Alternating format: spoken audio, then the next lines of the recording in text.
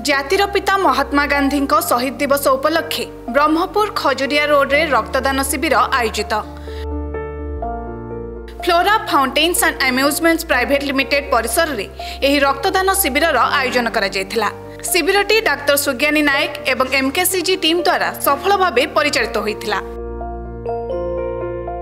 सकाल 9:30 रु अपराह्न 2टा पर्यंत चलीथिबा एही रक्तदान शिविर रे मोट 73 यूनिट रक्त संग्रह करा जायछि।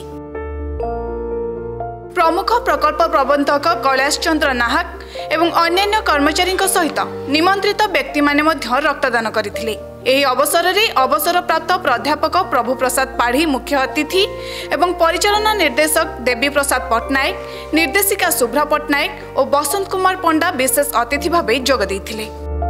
मते बहुत इच्छा थिला ब्लड देबी बोली, सेतपई आमे ब्लड डोनेशन कैंप गोटे सेतपई आयोजन कलु जे ब्लड दबु समस्त गोटे टिके ब्लड आनिबे। आ ब्लड टा केते दरकार, रक्तदान महत्दान आमे सब बेले जानचोंदी, तो सेठी किछि करिया बोली कहलु। आ रक्त गोटे माने 3 ml 300 ml रक्त देले 3 जण जीवन दान पाइबे, तो आमे सेडा काहे न करिया। समस्त मु कहूची समस्त रक्तदान करंतु। मोर कंपनी ना हूँ Flora Fountains and amusements private limited. एथिरे 140 जन एम्प्लॉय काम करुछंती। आमे आज महात्मा गांधी तिरोधान दिवस बर्थ डे रे आमे गोटे ब्लड डोनेशन कैंप आरंभ करिछु। एथिरे लगभग अराउंड 100 जन रजिस्ट्रेशन करिसंती ब्लड देबा पे।